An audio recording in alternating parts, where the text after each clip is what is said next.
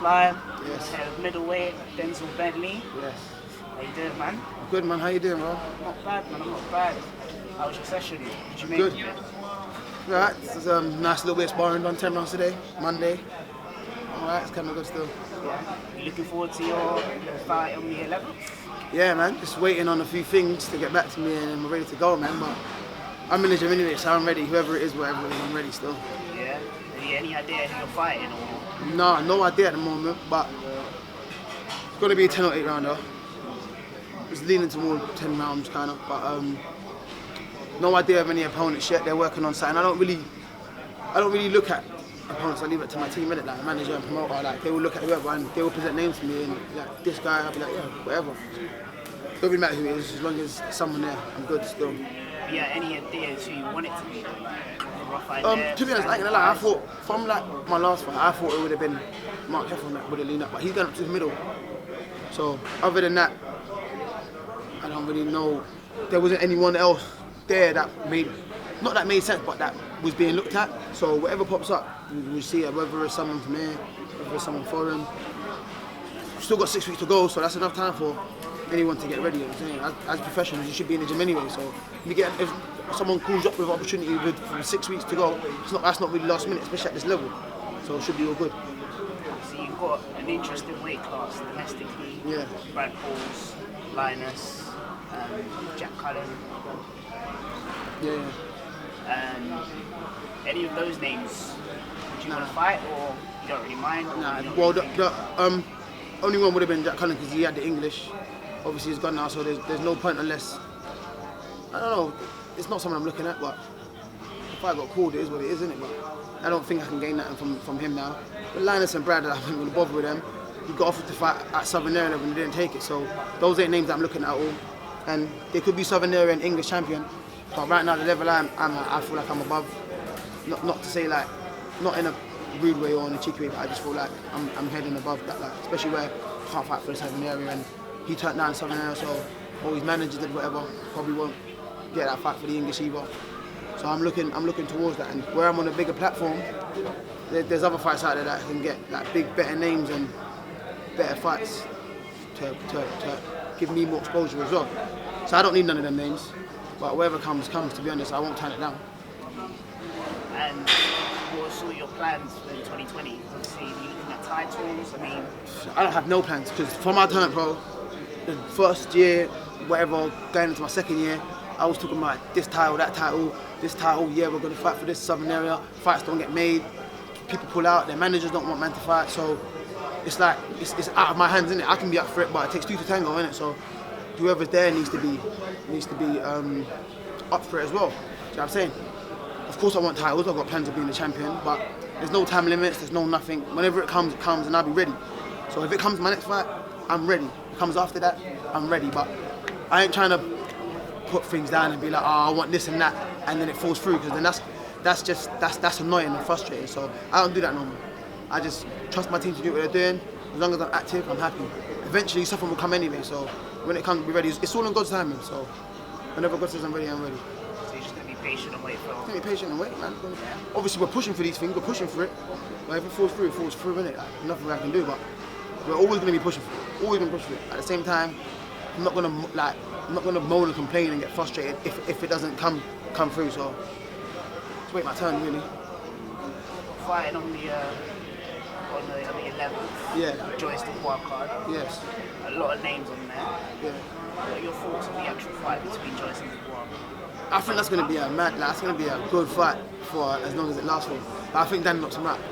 That's just my personal opinion. Maybe because I see more of Dan, but I think Dan knocks him out. I think in every aspect, every area you want to compare them to, I think Dan's better in them areas. So it's leaning towards him. But at the end of the day, anything can happen in the fight. Joyce can hit, Dan can hit. So Joyce can hit Dan on the chin and he can go. But if you're comparing them side by side, I am favouring Dan. And if you believe Dan's gonna knock him out, what round do you think? I feel like he'll hurt him early, but it'll probably be in the second half of the fight. Because Joyce is durable. He's a tough man. Like he's not just some anybody. Like he's done a lot. Like he's a silver gold. I'm bugging. Silver Olympic medalist. Olympic silver medalist, yeah, I'm gonna say it. And he's doing well as a professional. So I can't see him just getting knocked out unless he gets caught cold. You know what I'm saying? I think he's durable enough. I think he's gonna stick to his game plan, whatever he's gonna do. But I think it's gonna be too much. You're getting caught by guys like Severn. Imagine getting caught by Dan. Do you know what I'm saying? You're definitely getting caught by Dan. A lot faster than Severn. Throws straight shots, and he's gonna land them. Too much of that can't be good for anyone. So I just think he goes kind of late, like the second half of the fight, between 7th and 9th. 7th and 9th? Yeah, I think so. So basically, obviously, heavyweight division. Speaking of the heavyweight division, I should say. Yeah. 2 weeks ago now. Yeah, I think so. 2 weeks ago. Yeah, 2 weeks. Yeah. What are your thoughts on that fight? Well, they just got battered. I think Fury just came ready, like knowing what he wanted to do, set his mind to what he wanted to do, and done it. Like he just thought. Then that's the thing. Like he wasn't thinking about Wilder's right hand or Wilder's work. He's thinking about his work and what he's gonna do. So that obviously gave him the confidence to step into his shots more and ride Wilder's shots because he wasn't fearful of that right hand. He knew what the right hand was capable of, but he knew as long as he rides it, it won't be as effective as coming onto it clean. He's just done what he done. I didn't expect it. I'm not gonna lie. I didn't think he was gonna stop him. When I saw he come out in the first round, I knew, wow, he was actually being serious about stopping him. And he done what he said he was going to do, so credit to him, man. He's a G for that. That's big. Yeah. Today as well, obviously, it was announced that the third fight's going to take place. Yeah. What are your thoughts? Do you believe it's worthy of a third fight? I don't think it's worthy of a third fight. I don't think it will do as much as the first fight. Or the second fight, sorry, I should say. But I just think it's a waste of time. I think he gets stopped again. I don't think there's anything he can do to change what's going to happen. Whereas Fury could. Fury's that adaptable. Like, Fury can change his style. Like, go backwards, go forward. He beat me in the first fight going backwards, ended up getting a draw. He beat him in this fight going forwards. So what could possibly happen? Like, what could he possibly do? What could Wilder do to try and, knock him off with his game or change what could happen? I don't think he can do anything. I think Fury stops him again. Speaking of the heavyweight division, today as well, AJ against Pulev was announced. And your thoughts on that? You know what? I think that's an underrated fight. I think Pulev's good. But I think people ain't seen enough of him because he boxes abroad, innit? And he hasn't really had that name. He's just been ranked high for a while. But he hasn't really had a name where people turn their head to look at him. Obviously, he's been in the game long. So after you've been in the game long, you're just, I won't say not important no more, but everyone's eyes turn to whoever's up and coming, and that's where the attention's been. Whereas Pulev was in the game before boxing got so big again. And I feel like he's not overlooked. And I think Joshua's obviously the ace, and I've still picked Joshua to win. But I do think Pulev I think he's a good fighter. He beat Chisora in it. Like, I don't think he looked the best in that fight anyway, but looking at what he's done and his record, I think he's only lost once or twice maybe. But I think just once. Like to Klitschko or something. Yeah, he's better than he gets than it seems. Like everyone's trying to fight, Pulev, he's a bum. But if you think Joshua gets knocked out by all these big guys, why is that Pulev fight not as good as you think it is? Do you know what I mean? But people just I don't think anyone would see that. But obviously Joshua sells that anyway. Do you know what I'm saying? You can fight a cockroach and not sell out. So yeah, I'm saying so. It's gonna sell, but I think it's an underrated fight. I think it'll be a good fight. Yeah. Yeah.